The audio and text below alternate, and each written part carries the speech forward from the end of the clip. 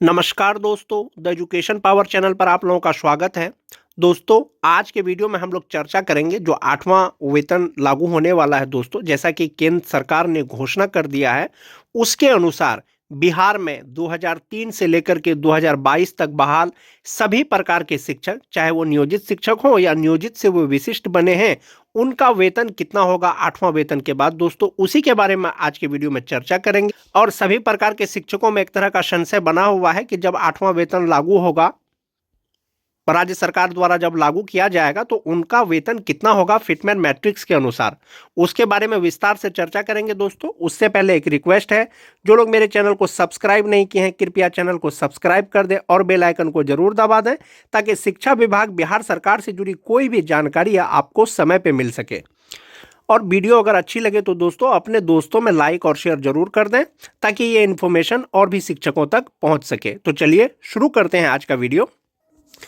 दोस्तों, बहुत से शिक्षक इस असमंजस में हैं कि 8th पे कमीशन लागू होने के बाद उनका मूल वेतन क्या होगा, सैलरी में वर्तमान डीए का लाभ मिलेगा अथवा नहीं।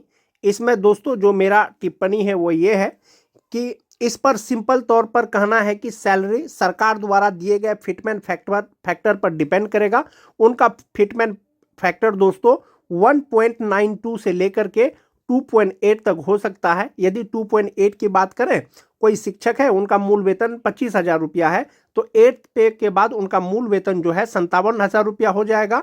और जब फिटमेंट 2.28 दे दिया जाएगा दोस्तों, तो डीए जो अभी आपको 53% मिलता है, उस समय आपको 0 से 4% या कुछ भी हो सकता है दोस्तों, 0 से 4% तक मिलने की संभावना है।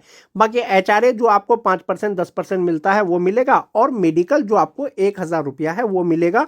इसी के आधार पर दोस्तों वेतन की गणना करेंगे, बारी बारी से गणना करेंगे दोस्तों। जैसा कि 8th पे सीपीसी के बाद दोस्तों वर्तमान में जो मूल वेतन है, जो 2003 के, 2005 के, 2006 के जो नियोजित शिक्षक हैं, उनका मूल वेतन हम लोग बात कर रहे हैं 30,420 में ही, यानी 2024 के अनुसार ही बात कर रहे हैं दोस्तों।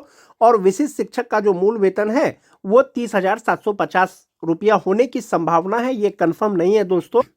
तो जो 2003, 2005, 2006 के विशिष्ट शिक्षक हैं, उनका जो मूल वेतन होगा संभवतः वह 30,750 रुपया होगा, और मूल वेतन उनका मान जाते हैं 30,420 रुपया। तो 8th पे के बाद उनका मूल वेतन हो जाएगा दोस्तों 70,900 रुपया, उनका मूल वेतन हो जाएगा। जो 2003 के, 2005 के, 2006 के, चाहे वो नियोजित शिक्षक हो, चाहे वो विशिष्ट शिक्षक बन गए हो, 8th पे के बाद उनका मूल वेतन हो जाएगा 70,900 रुपया। जब 8th पे हो जाएगा दोस्तों मूल वेतन उसका 70,900 रुपया हो जाएगा, तो ग्रोस सैलरी कितनी होगी उनकी? तो 8th पे लागू होने के बाद दोस्तों जो 2003, 2005, 2006 के जो शिक्षक हैं, चाहे वो विशिष्ट शिक्षक हो, चाहे वो नियोजित शिक्षक हो, उनका मूल वेतन हो जाएगा 70,900 रुपया। और डीए दोस्तों जैसा कि मैं आपको बताया कि 0 से 4% रहने की संभावना है, और 2% ही मान के चलते हैं। 70,900 का 2% 1,418 रुपया हो जाएगा। और एचआरए 5% मिलेगा दोस्तों, एचआरए जो भी है वो आपको मिलेगा। और 70,900 का 3,545 रुपया हो जाएगा, 1,000 मेडिकल का दिया जाएगा। और टोटल जो ग्रॉस सैलरी मिलेगी बनेगी दोस्तों वो 76,863 रुपया बनेगा। किनका बनेगा? जो 2003 के, 2005 के, 2006 के नियोजित शिक्षक हैं, या नियोजित शिक्षक से वे विशिष्ट शिक्षक बन गए हैं। अब बात कर लेते हैं दोस्तों जो 2007, 2008 के जो नियोजित शिक्षक हैं, उनका मूल वेतन 29,820 रुपया पे बात कर लेते हैं कि नियोजित रहते हैं उनका मूल वेतन यदि 29,820 रुपया है, तो विशिष्ट बनने के बाद उनका मूल वेतन 29,850 रुपया हो जाएगा। जो 2007 और 2008 के जो नियोजित शिक्षक हैं, या तो वो विशिष्ट शिक्षक बन गए हैं या वो नियोजित शिक्षक ही हैं दोस्तों, 8वां वेतन लागू होने के बाद 8वां वेतन आयोग का वो 68,900 रुपया हो जाएगा। जो 2007, 2008 के या तो नियोजित शिक्षक हैं या तो वे विशिष्ट शिक्षक बन गए हैं। तो मूल वेतन 68,900 के अनुसार उनका ग्रॉस पे कितना हो जाएगा, टोटल सैलरी कितनी हो जाएगी दोस्तों? उनकी सैलरी की गणना बस उसी प्रकार से करेंगे। 2007, 2008 के जो नियोजित शिक्षक हैं, विशिष्ट शिक्षक हैं, 8 पे सीपीसी के बाद हो जाएगा, उनका बेसिक पे हो जाएगा 68,900 रुपया। और डीए जैसा कि 0 से 4% रहने की संभावना है और हम यहाँ पर 2% मान लेते हैं तो वो 1378 रुपया हो जाएगा। और एचआरए 5% के अनुसार 3,445 रुपया हो जाएगा और 1,000 मेडिकल हो जाएगा दोस्तों। और टोटल जो सैलरी हो जाएगी उनकी, ग्रॉस सैलरी या टोटल सैलरी 74,723 रुपया हो जाएगा दोस्तों। यदि वे नियोजित हैं तो यही 74,723 रुपया में से उनका 1,800 रुपया ईपीएफ में कटेगा। यदि वे विशिष्ट शिक्षक हैं तो गवर्नमेंट के रूल के अनुसार 10% या 14% जो टोटल सैलरी का बनता है वो उनका एनपीएस अकाउंट में जमा होगा। लेकिन ग्रॉस सैलरी यानी उनकी टोटल सैलरी जो होगी वो 74,723 रुपया का होगा। वो 2007-2008 के या तो वो नियोजित शिक्षक हैं या तो वो विशिष्ट शिक्षक हैं, उनकी इतनी सैलरी बनेगी। अब आगे बढ़ते हैं दोस्तों। जो 2010 के नियोजित शिक्षक हैं और जिनका ट्रेनिंग 2016 में पूरा हो गया था, उनका नियोजित रहते उनका मूल वेतन मान जाते हैं कि 27,820 रुपया है और विशिष्ट बनने के बाद उनका मूल वेतन 28,140 रुपया होने की संभावना है।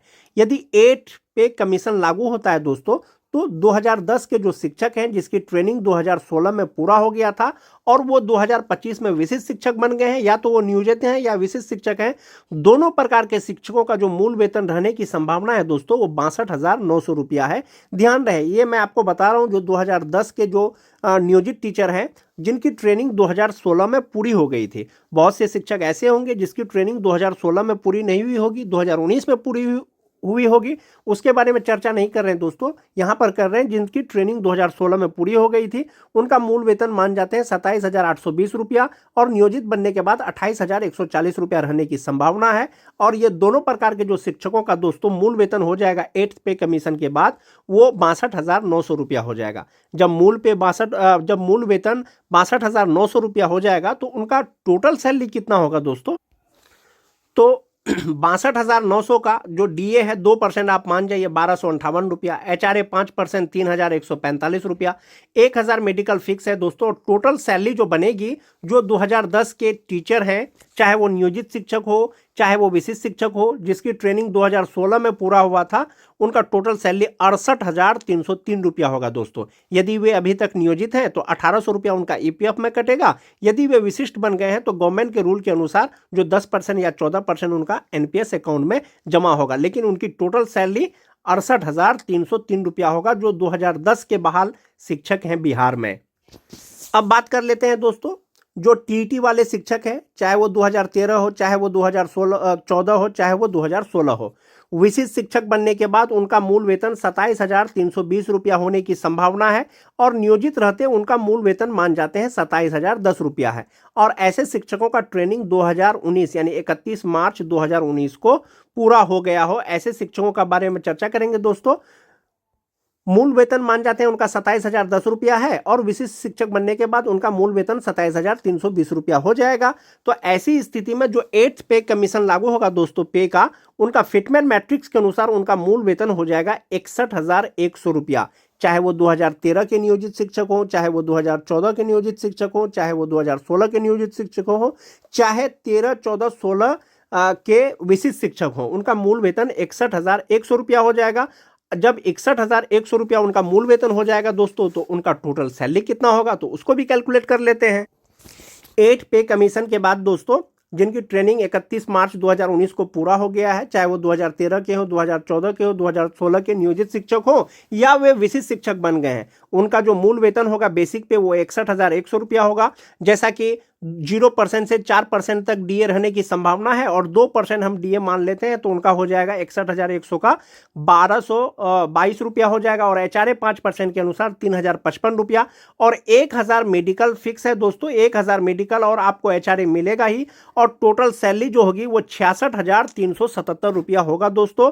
जो 2013 के शिक्षक हैं, चाहे वो 2014 के शिक्षक हैं, चाहे वो 2016 के शिक्षक हैं बिहार में बहाल, चाहे वो नियोजित शिक्षक हो चाहे वो विशिष्ट शिक्षक हो, 8 पे कमीशन के बाद उनका जो टोटल सैलरी है दोस्तों वो 66,377 रुपया हो जाएगा। यदि ऐसे शिक्षक अभी तक नियोजित हैं तो 1800 रुपया उनका ईपीएफ अकाउंट में जमा होगा। यदि वे विशिष्ट शिक्षक बन गए हैं, राजकर्मी बन गए हैं, तो गवर्नमेंट के रूल के अनुसार इसी में से कटौती होगा। लेकिन टोटल सैलरी यही होगा दोस्तों, 66,377 रुपया, चाहे वो 2013 के शिक्षक हो, चाहे वो 2014 के हो, चाहे वो 2016 के हो। मोस्ट इंपोर्टेंट, अब बात कर लेते हैं दोस्तों, दो सिक्स्थ फेज के बहाल नियोजित शिक्षक हैं जिनकी बहाली 2022 में हुई थी दोस्तों।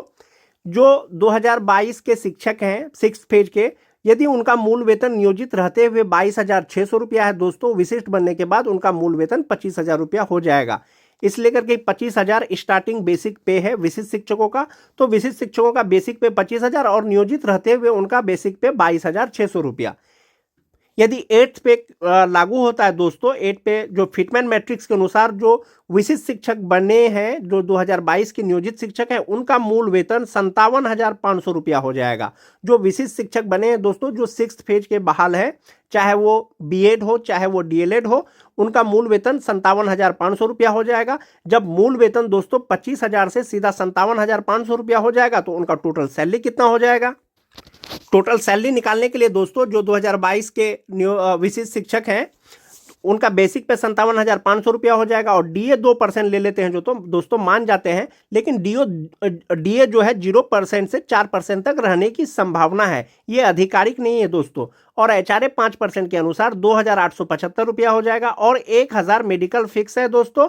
और जो 2022 के नियोजित शिक्षक थे, यदि वे विशिष्ट शिक्षक बन गए हैं, उनका टोटल सैलरी 62,525 रुपया हो जाएगा दोस्तों, जो सिक्स्थ फेज के नियोजित शिक्षक थे। और यदि वे सक्षमता पास करने के बाद विशिष्ट शिक्षक बने हैं, तो उनकी टोटल सैलरी 62,525 रुपया हो जाएगा। और गवर्नमेंट के रूल के अनुसार उनका एनपीएस अकाउंट में जो जमा होगा, इसी से जमा होगा दोस्तों, लेकिन उनकी टोटल सैलरी 62,525 रुपया हो जाएगा। अब बात कर लेते हैं दोस्तों 2022 के वैसे शिक्षक की जिन्होंने सक्षमता परीक्षा नहीं दिया या वे विशिष्ट शिक्षक के रूप में योगदान नहीं किए हैं, अभी तक नियोजित ही हैं। वैसे नियोजित शिक्षक का दोस्तों बेसिक पे 22,600 रुपया मान लेते हैं। फिटमैन मैट्रिक्स के अनुसार 8वां वेतन आयोग का 51,100 रुपया उनका बेसिक पे हो जाएगा, यानी मूल वेतन हो जाएगा। जब मूल वेतन 51,100 होगा दोस्तों, जो सिक्स्थ फेज के नियोजित शिक्षक हैं, तो उनका 8वां वेतन आयोग लागू होने के बाद कितना वेतन हो जाएगा? बेसिक पे 51,100 रुपया, डीए 2% मान लेते हैं दोस्तों, 0 से 4% रहने की संभावना है, 1,022 रुपया हो जाएगा। और एचआरए आपको मिलेगा ही, 2,555 रुपया हो जाएगा। मेडिकल भी आपको मिलेगा ही और वो 1,000 रुपया हो जाएगा।